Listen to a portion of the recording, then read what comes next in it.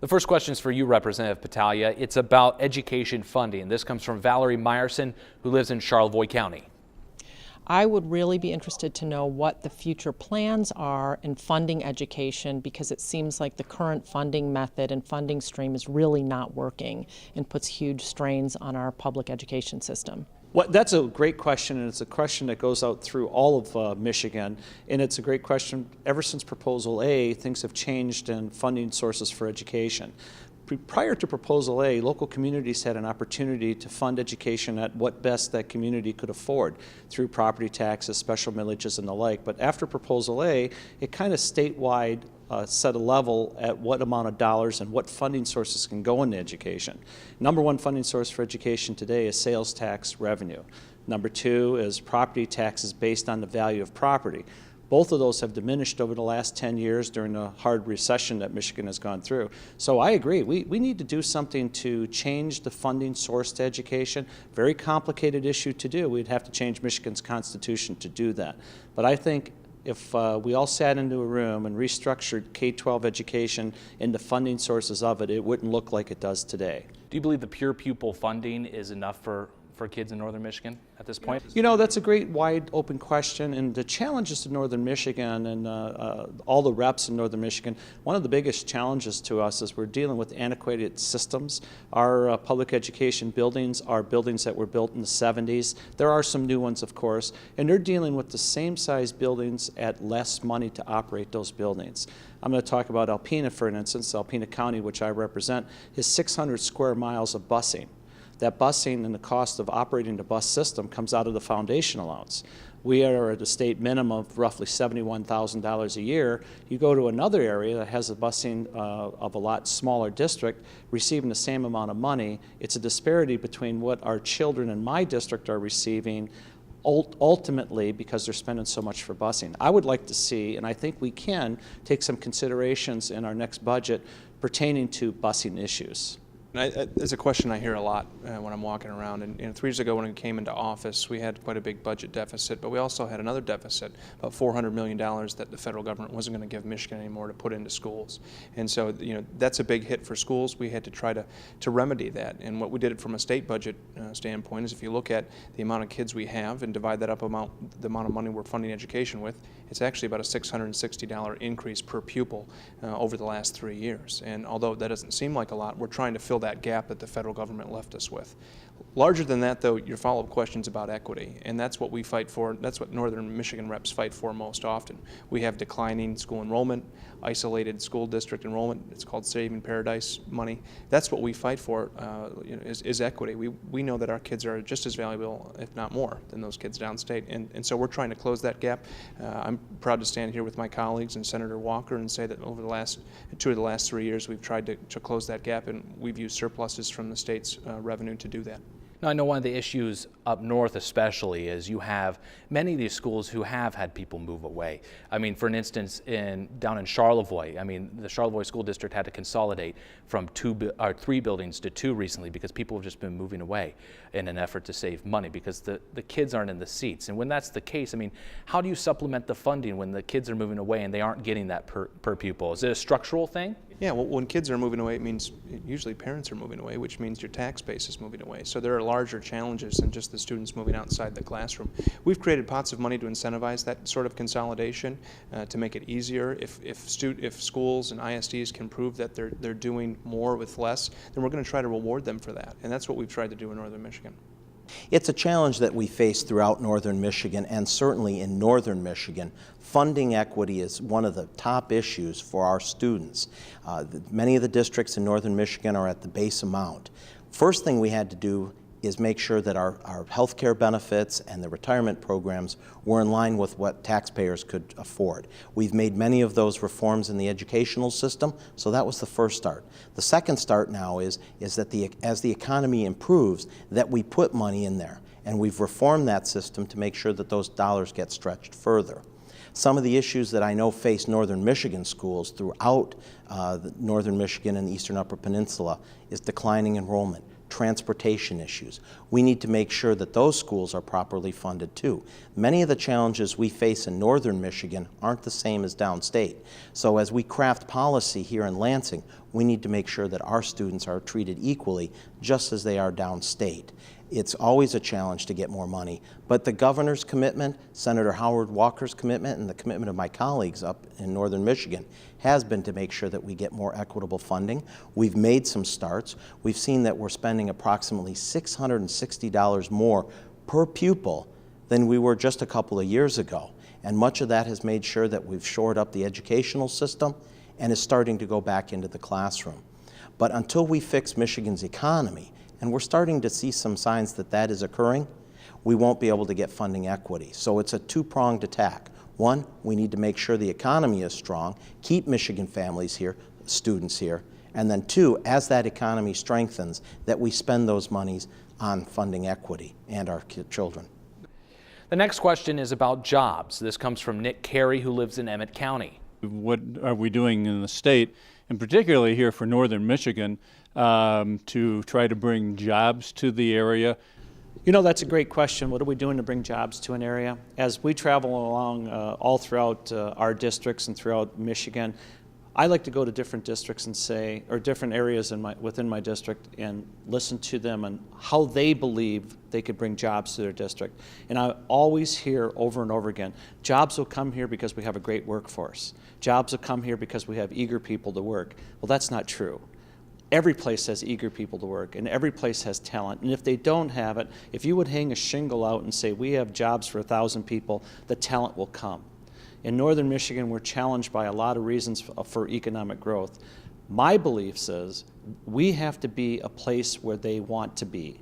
We have to be a place where the young entrepreneurs want to come and live and then put their business and their shingle out there. When you travel to communities like Grand Rapids, they've done such a great job to make that city a vibrant place where you want to live in.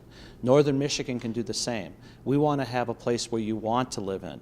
We were always constrained in the north by forest and minerals, tourism industry, things that we had there that people wanted to come and explore and create the jobs out of that. In my district with Calumet and Calcite, Stoneport, the Lafarge companies, the forest industries, Besser company, they were there because the minerals were there, the forest was there, and the shipping industry was there.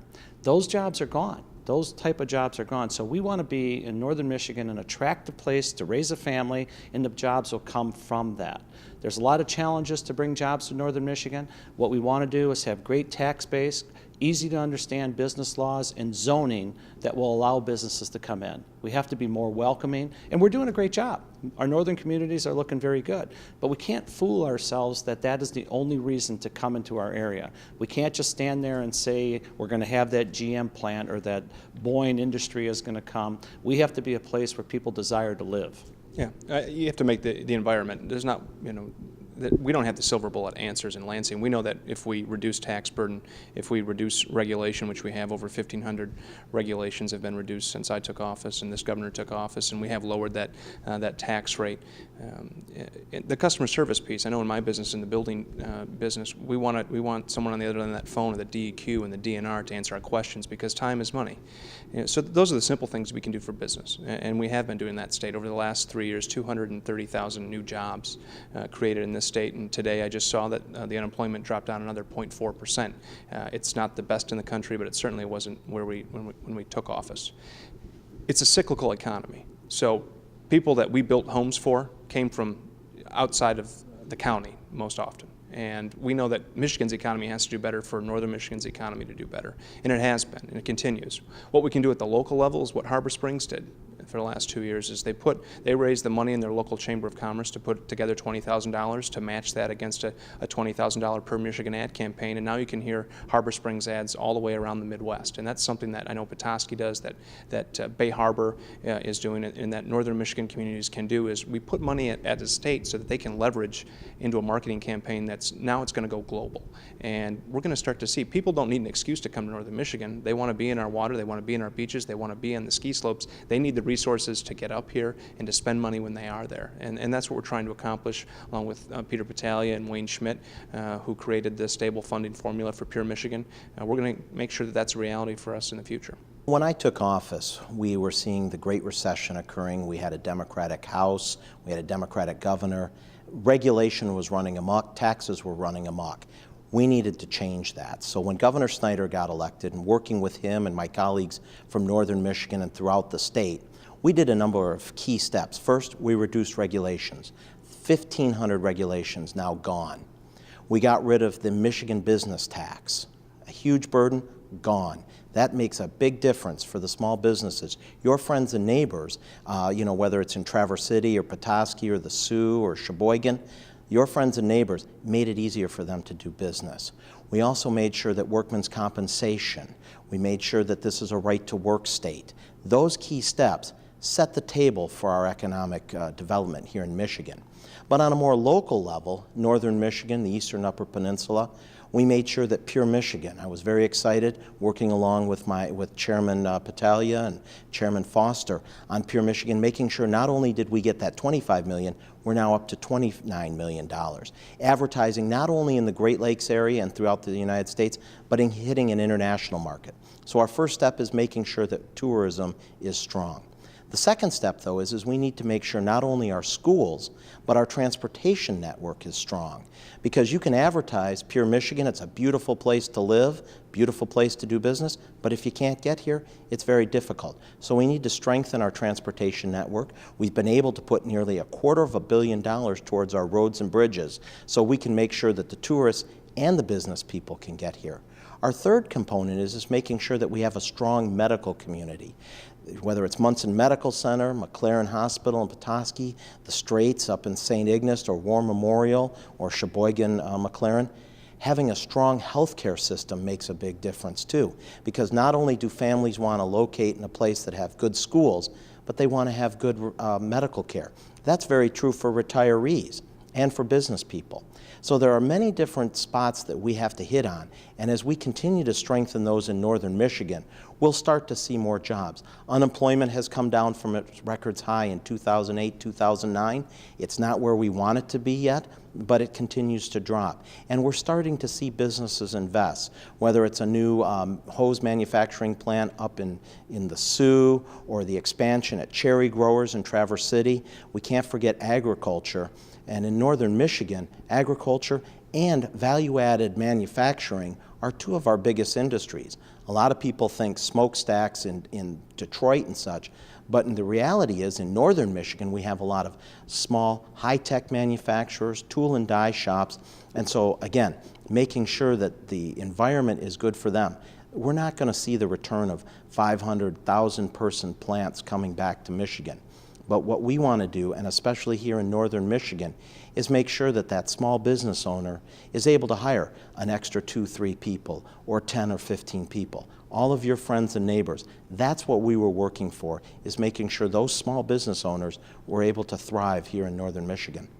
Around the holiday season, I went to a couple different food banks, and they had record numbers. Across the state, they had record numbers of people who are visiting these food banks. Obviously, there's still a need for jobs. How do you stimulate within the current, obviously you want to attract people from outside of the area, but how do you stimulate ideas within your community and help develop those into business? I know that in Sault Ste. Marie, there was the Smart Zone that I had visited. They just opened up there, which takes, the local ideas and helps them turn it into a business. Is there room for programs like that in, say, Traverse City? It's going to be a multifaceted approach, and working closely with the Chambers of Commerce in northern Michigan. We're very fortunate to have the Northern Chamber Alliance, which bands together many of our chambers all the way from the Upper Peninsula down to Grand Traverse County into one clear voice. That's very critical. But as we work to do that, there isn't any certain one program that we can do. We have to approach it from a variety of aspects, and I mentioned those earlier. Transportation, our schools, our medical care that we have here. And again, if we hit on all of those, we will be able to, one, attract new businesses, but more importantly, keep the businesses we have already here in Michigan and allow them to expand. So again, by getting rid of the useless regulations, making sure that it was a fair and equitable tax structure, and again, creating a climate for our existing businesses to expand is the best way to go. And we're starting to see signs of that. Do we have a long ways to go on unemployment? You bet. But it's been coming down. We see home values rising. We see per capita income for those hardworking Michigan families going up. It was never going to be a quick turnaround, but but we're making the right steps, and it's very exciting to be a part of it. Representative Foster, this question is for you. It comes from Casey Adams in Emmett County. I'm wondering if Representative Foster supports using the surplus to give it back to the taxpayers or sending it to education. I think that those are two pretty good ideas. Let's just take back. When I came into office, we had $1.5 billion deficit. We're now to the point 3 years short later that we have $1 billion surplus. And that's not just because of the things that we've done here in Lansing. It's because people that have stayed in Michigan, businesses like the one my grandfather started, have stuck it out in Michigan, and it's starting to turn around again. So we need to make sure that, in part, those hard labors and the fruits of those labors are realized back at the taxpayer's checkbook. And I am going to fight to make sure that we do have some tax relief for the hard-working men and women in my district and around the state, because this is their surplus. It's not our surplus. Having said that, it's $1 billion, and so we need to reinvest some of that money. And I think education, closing that funding equity gap for Northern Michigan is a top priority. And second probably is roads. We need to make sure that we have infrastructure. I don't want to be having this conversation, and neither does Casey, 10 years from now. We want to make sure that we're helping to solve that problem now. Are we going to get to the governor's $1.5 billion with this deficit? Absolutely not. So we have some money to work with, but the important thing is it's not our money. So if we're going to have a tax relief, it should be meaningful, and it should help them either reinvest in their home and stimulate the economy or do whatever they think their family needs. You know, that's a great question, and anybody in the legislative body or anybody doing anything with the state of Michigan, you're constantly asked about that $1 billion worth of excess dollars that are here sitting somewhere in the Capitol. Well, to be honest with you, I've never found the closet in which that's in. This is speculative money. I don't believe truly that there's a whole $1 billion, but nevertheless, there's maybe something up to that or short of that. And again, those aren't our dollars. Now, where did they come from? It's revenue sources coming in from sales tax revenue, income tax revenue, and the likes. Those revenues show that the economy is improving.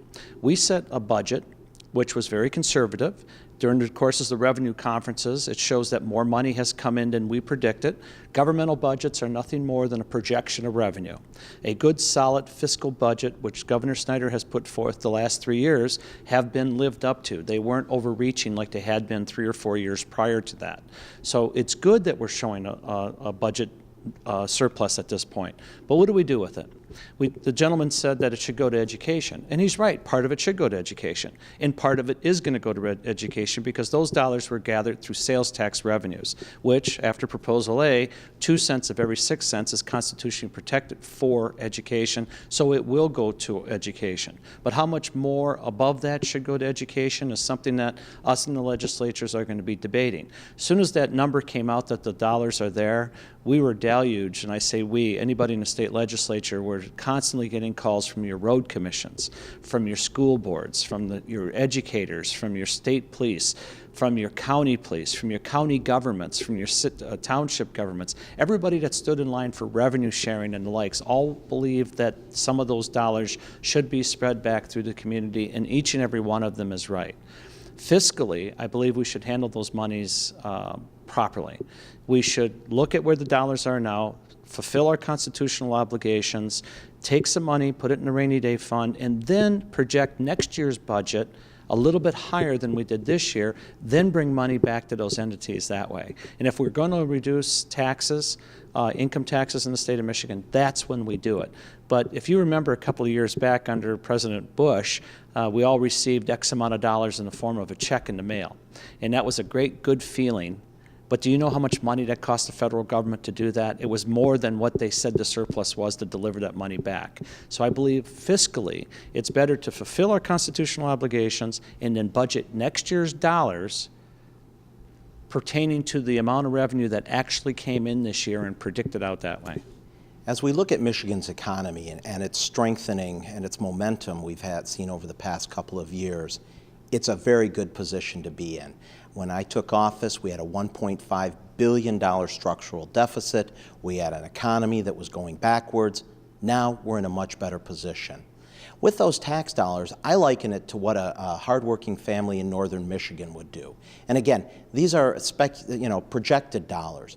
But like any family, if you got some extra money coming in, and I look at my own case, I'm married, 2 kids, if I got that extra money, and this is how I think, I'd put some into savings, because we know that in Michigan, hard times always come. We've got the auto industry, it's a cyclical economy. So I'd, like any family, put a little into savings. Second thing I would do is make sure that the needs that we have as a family or as a state are met. Our transportation, our education budgets, things that we need to do in the state, I would take some of that money and put it into there. Just like a family would say, well, maybe we need to fix the roof or replace an appliance. Again, things that a family would do. And the third thing is, I would probably give some money back. And in this case, what a family would do is maybe they'd spend a little something on themselves. And that's what we should do. It's the taxpayer dollars. And so as we have those extra monies left, we should give it back to those hardworking families and let them decide what is best for them. And so I think, again, you look at all the different ways that the projected surplus could be spent. I think it's prudent. I agree with Governor Snyder's budgets. We've lived within our means the last 3 years. We've done those budgets on time and obviously, at the right levels because we have a surplus. So now's the time, like any good family, to put some into savings, make sure our basic needs are met, and then make sure those hardworking families get some dollars back to decide again what's best for them. And the final question comes from John Morris. He lives in Grand Traverse County, and the topic is breweries. But I heard that there's some legislation coming down which is going to affect local brewers and home brewers and make it easier for them to get their product out to the customers without having to go through a wholesaler. I'm wondering how that legislation is going and what that will do for the small brewers locally. That's a very good question, and that's a very interesting business here in Michigan and how it has actually brought itself up to the level in which it is. We used to have a lot of small little breweries, but I got to tell you, Michigan beers are being known countrywide, statewide, and international wide. So our brewers have been doing a great job. It's a young industry, so there's a lot of growing pains right now. And what we're doing for our local brewmasters and the brewers is to allow them to increase the amount of beer in which they can produce, and then opening up a distribution network in which they can engage in. Right now, or prior to some of the changes in legislation, they were only allowed to brew so much, and they were limited to where they could distribute it. We're kind of opening that up so that they can distribute it to a wider range of communities, and that they would be able to make more of their product. Michigan brewers are a success story. They are hiring people, and again, as chair of tourism, I got to visit a lot of these little brewers, and down in Grand Rapids, these companies down there, Detroit, Saginaw, there's Alpena, Grand Traverse, they're all over Michigan, and they are creating jobs, and they have a great product, and it's another way to brand Michigan with the Pure Michigan brand. So we are working on it. That's a very young request for this to open it up further. So in the near future and within the next 10 years, I'm going to think that the distribution center and regulations in place here in Michigan is going to allow them to grow. Myself, Representative Pettalia, actually did our campaign announcement 2 years ago at Sheboygan Brewery. We wanted to kick off with a new business, and when you take a look at the industry and the question, sometimes government looks at things that are growing and we jump in and we say we want to help. This is actually one of our fastest, if not the fastest, small growing businesses industries in the state and in the country for that matter. So Michigan beers are doing well. I'm not sure they need our help. The bill that he's talking about is part of a larger comprehensive effort to review about 15,000 different regulations in the ORR. And that's the governor's priority and the legislature's priority. So it's moving along with a bunch of other different types of removing regulation that inhibits business. So if it's on the phone with the licensing office, or if there's a problem with the distribution laws, we need to take a look at those. But as far as this industry, I take a look at it. I've got Petoskey Brewing that just came up. I've got Sioux Brewing that's adding another store. I've got Beards in downtown Petoskey. This is a business where I don't think they need me to work on them in Lansing. I think they need me to maybe buy some beer when I'm up back at home. Well, being part of northern Michigan, and certainly in the Grand Traverse area, we've seen a lot of great breweries, whether it's Northern United, Mackinac Brew Pub, Terra Firma, lots of great new breweries opening up. It's an industry that combines not only the food elements, but the agricultural elements of Michigan. So it's a young industry, it's growing. We're working to get out of the way in terms of government, making sure, again, that we have a good tax climate to allow them to operate as a business. But on the alcohol regulation side, the governor has looked at a lot of the regulations that are there in place now. We need to make sure that working with our beer and wine wholesalers, with the Michigan restaurant industry, working with the brewers themselves, that we come up with a plan that's fair and responsible and safe for everyone involved. And that can be sometimes a challenge. Alcohol laws and regulations are probably one of the trickiest eras. I mean, they go all the way back to Prohibition and then the uncapping of Prohibition. So a lot of these laws have come around in the 1930s. But we need to make sure that we can allow these businesses to grow. We've seen great growth in northern Michigan, whether it's Traverse City, Petoskey, Sheboygan, going up across the bridge. Great breweries, but it does take some time. So John's question is a very good one, and it's something that we're looking at.